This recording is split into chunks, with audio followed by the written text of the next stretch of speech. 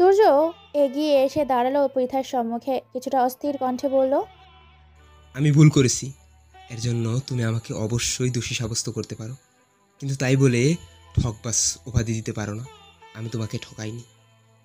তুমি হয়তো ভুলে যাচ্ছ, তোমার আর আমার বিয়ের সময়ে আমার বয়স ছিল 20 বছর, আর তোমার মাত্র 10। একজন 20 বছরের তরতাজা যুবকের সাথে যদি জোর জবস্তি করে ত্যায্য পুত্র করার হুমকি দিয়ে মাত্র 10 বছর বয়সী এক শিশু কন্যার বিয়ে দেওয়া হয়, তবে ওই যুবকের এমন প্রতিক্রিয়া কিংবা রাগ করাটা কি অস্বাভাবিক ছিল? হুম? আমার স্থানে তুমি থাকলে কি করতে? প্রশ্নটা না হয় নিজে কি করো। পৃথা দৃষ্টি শীতল হলো, বুঝলো ওই বয়সে তুর্য তাকে মেনে নেওয়া অসম্ভব ছিল না। তুর্যের স্থানে সে থাকলেও হয়তো সেও মেনে নিতে পারতো না। কিন্তু পরের 7 বছর, ভালোবাসলে সেই 7 বছর কেন ফিরে এলো না? কেন একটা বার খোঁজ নিল না? এত বছর পর এসেছে ভালোবাসার দাবি নিয়ে। হতে পারতো এত বছরের পৃথা অন্য কাউকে ভালোবেসে ফেলেছে, অন্য কারোর মায়ায় আবদ্ধ হয়েছে। যদিও ভাগ্য গুণে এসবের কিছুই হয়নি, কিন্তু হতে তো পারতো। আচ্ছা, এত বছর পর তুই কি সত্যিই ভালোবেসে তার কাছে ফিরে এসেছে, নাকি এর পেছনেও কোনো স্বার্থ আছে? হতেই পারে স্বার্থ আছে। এই মুহূর্তে কাউকে আর বিশ্বাস হচ্ছে না পৃথার। মেয়েটা তপ্ত নিঃশ্বাস ফেললো, ঠান্ডা কণ্ঠেই বলল, আমাদের সংসার হয়নি, একসাথে থাকা হয়নি, গভীর প্রণয়ে নিজেদের সিক্ত করা হয়নি। আর এত বছরেও আমাদের মাঝে সেই বয়সের পার্থক্যটাও কিন্তু বুঝে যায়নি। সেদিন যেহেতু আমাদের বয়সের পার্থক্যের কারণে আপনি আমাকে মেনে নিতে পারেননি, বিয়ের আসরে ত্যাগ করেছিলেন, সেহেতু আজও মেনে নিতে পারার কথা নয়। তার চেয়ে বরং তালাক দিয়ে দিন আমাকে, মুক্ত হয়ে যান এমন অনিশ্চিত তেতো একটা সম্পর্ক থেকে। তুর্য অস্থির হলো। ঠিক এই ভয়টি সে পেয়েছিল এতদিন, যার দরুন একটু সময় নিয়ে আগে পৃথার মনে নিজের জন্য ভালোবাসা সৃষ্টি করতে চেয়েছিল, তারপর ধীরে ধীরে সবটা বুঝিয়ে বলতে চেয়েছিল। কিন্তু রাজাকার শ্বশুরটা আর হতে দিল কই? মাঝখান থেকে একটা শিয়াল জোগাড় করে তার কাছ থেকে বেছে দিতে চাইলো তার মুরগির বাচ্চার মতন ছোট্টখাট্ট বউটাকে। তুর্য আর একটু এগিয়ে গেল পৃথার পানে, মেয়েটার এক হাত টেনে পড়ে নিল নিজের 2 হাতের মাঝে, ব্যাকুল কণ্ঠে বলল, এমন কথা বলো না পিথা। আমি তোমাকে কখনো তালাক দিব না, মরে গেলেও না। আমি তোমাকে ভালোবাসি, ভীষণ ভালোবাসি। পৃথা তুর্যের হাতের ভাঁজ থেকে নিজের হাতটা ছাড়িয়ে নিল, তার ছেলের হাসি এসে বলল, তা এই 7 বছর আপনার ভালোবাসা কোথায় ছিল?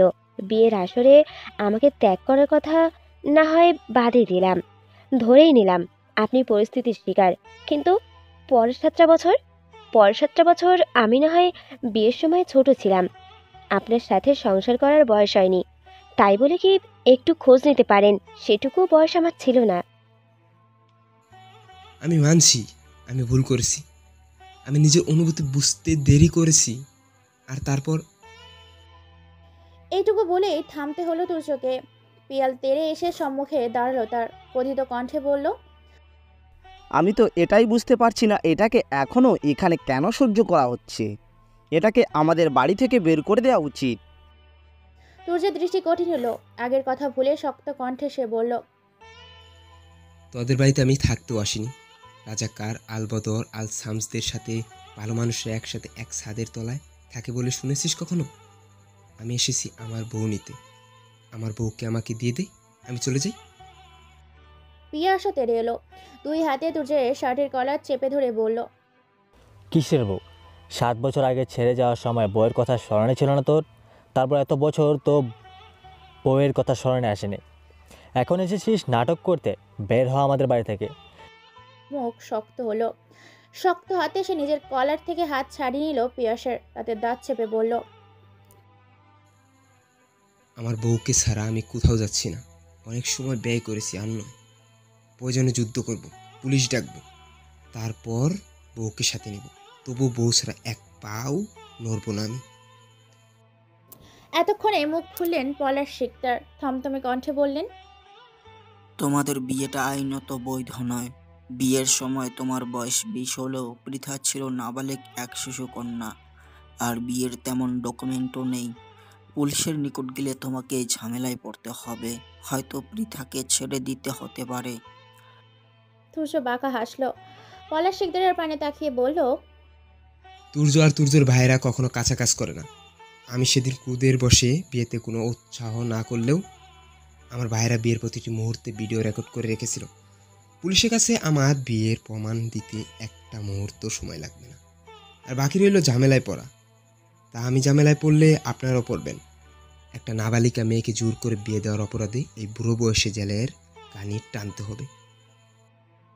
পিয়াল তেতে উঠল, গলা বাড়িয়ে বলল, ভয় দেখাচ্ছিস? দেখা, তবু আমার বোনকে তোর সাথে যেতে দেব না। তুর্য বলতে চাইলো কিছু, কিন্তু সে কিছু বলার আগে পৃথা বেশ ঠান্ডা গলায় বলল। কিন্তু আমি যাব। উপস্থিত সবাই অবাক হলো পৃথার কথায়। পিয়াস চকিত কণ্ঠে বলল, কি বলছিস এসব তুই? মাথা ঠিক আছে তো? এই ছেলেটার সাথে তুই যেতে রাজি হচ্ছিস, যে কিনা 7 বছর আগে বিয়ের আসর ত্যাগ করেছে? পিয়াসের কথার মধ্যেই পিয়াল বলল, যে পুরুষ তোর কথা একটা বারের জন্য ভাবেনি, বিয়ের আসরে তোকে ছেড়ে গিয়েছিল, তার সাথে যাবি তুই? কিন্তু বাবা। পৃথা বাবা মায়ের পানে তাকালো একবার, চাপা নিঃশ্বাস ফেলে বলল, তা তো আমার পরিবারও আমার কথা ভাবেনি। ভাবলে কি আর নিজেদের সম্পর্ক গাঢ় করার উদ্দেশ্যে মাত্র 10 বছরে এক নাবালিকা কন্যাকে বিয়ে দিতে পারতো? থামলো পৃথা, আবার বলল, বাবা মা 10 বছর বয়সে বিয়ে তো আমাকে সংসার করার উদ্দেশ্যেই দিয়েছিলেন। সে তো আমার কপাল ভালো ছিল বলে ওই বয়সে সংসারে ঘানি টানতে হয়নি। এখন যখন সুযোগ পেয়েছি, তখন না হয় বাবা মায়ের ইচ্ছাকেই প্রাধান্য দেই, সংসার করি। সুফিয়া বেগম এবং পলাশ শিকদার বেশ ভালোভাবেই বুঝলেন মেয়ে তাদের ওপর অভিমান জমেছে বেশ, আর সেই অভিমান থেকেই এসব কথা বলছে মেয়েটা। সুফিয়া বেগম এগিয়ে এলেন মেয়ের পানে, মেয়েকে বোঝানোর উদ্দেশ্যে বললেন, তুই আমাদের ভুল বুঝছিস মা। হ্যাঁ, আমরা তুর্যের পরিবারের সাথে সম্পর্ক গাঢ় করার জন্য তোকে তুর্যের সাথে বিয়ে দিয়েছিলাম ঠিক, কিন্তু তখনই তোর সংসার করার কথা ছিল না। আমাদের দুই পক্ষের মধ্যে কথা হয়েছিল, বিয়ে হলো তখনই ওই বাড়িতে যাবি না তুই। তোর 18 বছর পূর্ণ হলে ধুমধাম করে তুলে নেবেন তারা। পৃথা কণ্ঠে জোর বাড়ালো, শক্ত কণ্ঠে বলল, তাহলে বিয়েটাও না হয় 18 বছর হলেই দিতে। অল্প বয়সে ওই সময় বিয়ে না দিলেই তো আর আমার জীবনে এত অঘটন ঘটতো না। আমরা ভয় পেয়েছিলাম বড় হয়ে তোরা যদি দুজন দুজনকে যদি না মানতে চাস। তাছাড়া তুর্য বকে যাচ্ছিল, তাই তাড়াহুড়ো করে বিয়েটা দিয়েছিলাম। পৃথা পূর্ণ দৃষ্টিতে তাকালো মায়ের পানে, মলিন হেসে বলল, তোমরা তোমাদের সম্পর্ক গাঢ় করতে এতটাই তৎপর হয়ে উঠলে যে বকে যাওয়া একটা ছেলের সাথে নিজের 10 বছরের শিশুকন্যার বিয়ে দিতেও দ্বিধাবোধ করলে না।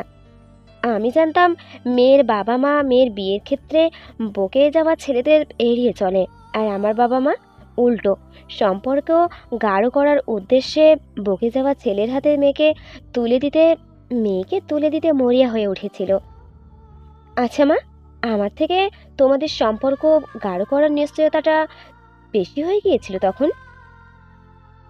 সুফিয়া বেগম চুপ হয়ে গেলেন। এ পর্যায়ে মেয়ের কথার উত্তর দিতে পারলেন না তিনি। কি উত্তরই বা দিবেন? সত্যিই তো ভুল করেছেন তারা, মেয়েটার সাথে অন্যায় করেছেন, যার জন্য মেয়েটার জীবন আজ এতটা জটিলতা।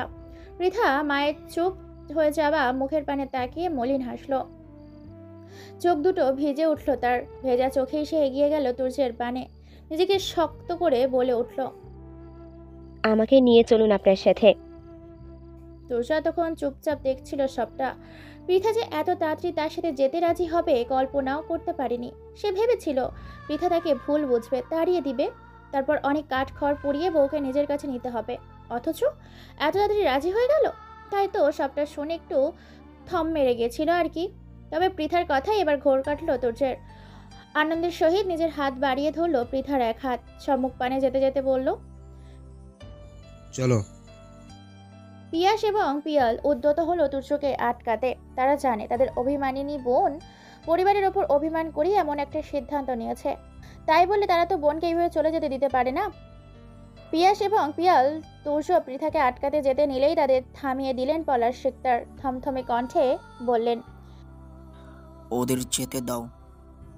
পিয়াস এবং পিয়াল অবাক হলো। পিয়াস অবাক কণ্ঠে বলল, তুর্য তো পৃথাকে নিয়ে চলে যাচ্ছে বাবা, আর তুমি ওদের আটকাতে বারণ করছো? পলাশ শিকদার কোনো উত্তর দিলেন না ছেলের প্রশ্নের। তিনি ঘাড় ঘুরিয়ে তাকালেন তার আনা পাত্রপক্ষের পানে, যারা এতক্ষণ খুব নীরবভাবে দর্শকের ন্যায় দেখছিল সবটা। পলাশ শিকদার ঠান্ডা কণ্ঠেই তাদের বললেন, আপনাদের কাজ শেষ নজরুল ভাই। আপনাদের ধন্যবাদ এখানে আসার জন্য। পাত্রপক্ষ নামধারী আসা জনমানবের মধ্যে একজন বলল, আরে ঠিক আছে, আচ্ছা আমরা এখন আসছি, আপনারা পারিবারিকভাবে মিটিয়ে নিন সবটা। কথাটা বলেই চলে গেলেন তারা। পিয়াস, পিয়াল এবং সুফিয়া বেগম অবাক হলেন। সুফিয়া বেগম অবাক কণ্ঠে শোধালেন, এসবের মানে কি? পলাশ শিকদার একবার তাকালেন স্ত্রী সন্তানের পানে, অতঃপর থমথমে কণ্ঠে বললেন, আমি এতটাও নির্বোধ নই যে আমি আমার তালাকহীনা মেয়ের বিয়ে দেব অন্যত্রে। আমি শুধু দেখতে চেয়েছিলাম তুর্য আমার মেয়ের জন্য কি কি করতে পারে। আমি জানতাম তুর্য এখানে আসবে। পৃথার বিয়ের খবর ওর নিকট সৌকৌশলে আমি নিজেই পাঠিয়েছিলাম, নয়তো ওর সাধ্য ছিল না কিছুই জানার, যেখানে তোমরাই সবটা জেনেছিলে দুপুরে। কিন্তু বাবা, এতটুকু বলতেই পিয়ালকে থামিয়ে দিলেন পলাশ শিকদার। এবার বললেন, হ্যাঁ, আমি আগেই বলেছিলাম পৃথার সাথে তুর্যের তালাকটা গোপনে করিয়ে দিব, পৃথাকে না জানিয়ে। কারণ আমি এই সম্পূর্ণ বিয়ের বিষয়টা পৃথার থেকে লুকিয়ে রাখতে চেয়েছিলাম। কিন্তু আমি চাইলে কি ওদের গোপনে তালাক হয়ে যেত? স্ত্রীর অনুপস্থিতিতে তালাক দেওয়া বা স্ত্রীকে জানানো না হলে তালাক হয় না। তালাক দেওয়ার জন্য স্বামীকে অবশ্যই স্ত্রীর উপস্থিতিতে স্পষ্টভাবে 3 বার তালাক বলতে হবে। বিষয়টা নিয়ে এমনি সর্বদা চিন্তিত ছিলাম আমি। তার উপর তুর্য ফিরে এলো। সেদিন তুর্যকে তালাকের কথা বললেও তুর্য শক্ত কণ্ঠে নাকচ করে দিল। ওর কণ্ঠে আমি দ্রুতা অনুভব করেছিলাম। তোমরা বসে থাকলেও আমি বসে থাকিনি। ওর বিষয়ে সম্পূর্ণ খোঁজ খবর নিয়ে আমার মনে হয়েছিল ওকে একটা সুযোগ দেওয়া উচিত। 7 বছর আগে ও আমার মেয়েকে ত্যাগ করে ভুল করেছে ঠিক, আমরা তো কম ভুল করিনি। তাছাড়া বিচ্ছেদ কোনো সমাধান হতে পারে না। ভুল তো আমাদেরও ছিল। অন্তত নিজেদের ভুলটা শুধরে নিয়ে ছেলে মেয়ের ভবিষ্যৎ সুন্দর করার জন্য হলেও তুর্যকে একবার সুযোগ দেওয়ার প্রয়োজন ছিল। সেই সুযোগটাই আমি তাকে দিয়েছি। থামলেন পলাশ শিকদার, শক্ত কণ্ঠে বললেন, তবে ভেবো না ওই তুর্য চৌধুরীকে আমি এত সহজে ছেড়ে দেব। 7 বছর আমার মেয়েকে অনিশ্চয়তার মধ্যে রেখেছে, বিয়ের আসরে আমার মেয়েকে ত্যাগ করেছে। 7 বছর পর এত সহজে অবশ্যই ওর পরীক্ষা শেষ হবে না। আমি আমার মেয়েকে আবার কেড়ে নেওয়ার চেষ্টা করব ওর থেকে। ও যদি ভালোবাসা থাকে তবে ভালোবাসার নারীকে ধরে রাখার দায়িত্ব ওর। কথাটা বলে কাউকে আর কোনো কিছু বলার সুযোগ না দিয়ে প্রস্থান করলেন পলাশ শিকদার। পেছনে ফেলে গেলেন 3 জোড়া বিস্ময় পরিপূর্ণ চোখ। তুর্য পৃথার বাড়ি থেকে বেরিয়ে পৃথাকে নিয়ে সোজা চলে এসেছে কাছে পিঠে এক উকিলের অফিসে। আইনভাবে এবার তারা বিয়েটা করে নেওয়ার প্রয়োজন, নয়তো বলা যায় না কখন আবার তার রাজাকার শ্বশুরটা মুরগির বাচ্চার মতো বউয়ের ওপর খাবলা বসায়। পৃথা, আরুষ এবং গার্ডেন নিয়ে অফিস বিল্ডিংয়ে ঢুকলো তুর্য। পৃথা খানিকটা অবাক হলো। বাড়ির কাছাকাছি হওয়ায় এই অফিস চিনত সে আগে থেকে। মেয়েটা কপাল কুঁচকে তুর্যকে শুধালো, আমরা এখানে কেন এসেছি? তুর্য সম্মুখ পানে পা দিতে দিতে জবাব দিল, বিয়ে করতে। পৃথা ভুরু কুচকালো, সন্দেহান কণ্ঠে বলল, আমাদের না বিয়ে হয়ে গেছে? আইনিভাবে হয়নি এখনো। কিন্তু আইনিভাবে বিয়ে করার বয়স তো আমার হয়নি এখনো। তুর্য ঘাড় বাঁকিয়ে তাকালো পৃথার পানে, বাঁকা এসে বলল, তুমি শুধু নিজের জন্য প্রস্তুত হও বউ, তারপর তোমার বয়স বাড়ানোর দায়িত্ব আমার। পৃথা অস্ত্র ফাঁক করলো কিছু বলার উদ্দেশ্যে, কিন্তু তাকে থামিয়ে দিলে তুর্য বলল, দেখো, আমি এই মুহূর্তে কোনো জটিলতা চাইছি না। তোমার আর আমার বিয়ে 7 বছর আগেই হয়ে গেছে। এখন তুমি মানলেও আমার বউ, না মানলেও আমার বউ। আইনি বিয়ে না হলেও রেকর্ডের ভিডিওতে আমাদের বিয়ে কি কেউ অস্বীকার করতে পারবে না। তবুও আমি চাইছি এবার আমাদের আইনি বিয়েটাও হয়ে যাক। ধর্ম এবং সমাজ দুটো মেনেই আমি তোমাকে নিজের করে চাইছি। সুতরাং কণ্ঠে কোনো নানানা ধ্বনি তুলে ঝামেলা বাড়িও না। পৃথা আর কিছু বলল না। সত্যি বলতে বিয়ে তো সে কবেই হয়ে গেছে। এখন সারাদিন না করলেও তো কাজ হবে না কোনো। তপ্ত নিঃশ্বাস ফেলল পৃথা। তুর্যকে অনুসরণ করে ঢুকলো এক কক্ষের ভেতর। সেখানে চেয়ারে আগে থেকেই বসা ছিলেন কোট প্যান্ট পরা একজন ভদ্রলোক। সম্ভবত উকিল হবেন উনি।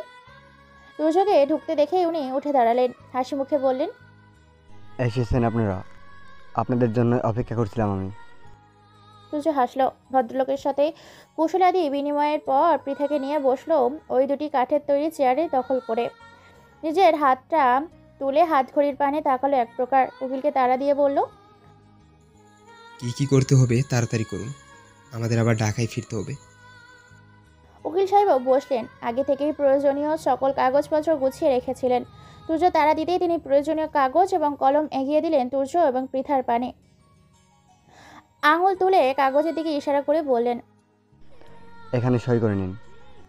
কাগজটা হাতে পেয়েই দ্রুততার সাথেই সই করলো তুর্য। অতঃপর পৃথার পানে এগিয়ে দিয়ে বলল, তাড়াতাড়ি সই করে দাও। পৃথা তাকালো কাগজটার দিকে। হৃদয় ভারী হয়ে উঠল মুহূর্তেই। একটাবার না জানিয়ে অগোচরে অল্প বয়সে পরিবারের লোকেরা তাকে বিয়ে দিলেও আজকের বিয়েটা সেই পরিবারই নেই। যতই পরিবারের ওপর অভিমান করুক মেয়েটা, তবুও তার পরিবার তো। ওই বাবা মাই তো তাকে জন্ম দিয়েছেন, এত বছর আদর যত্ন দিয়ে বড় করেছেন। জীবনের এই মুহূর্তে এসে পৃথার ভীষণ মনে পড়ছে বাবা মাকে।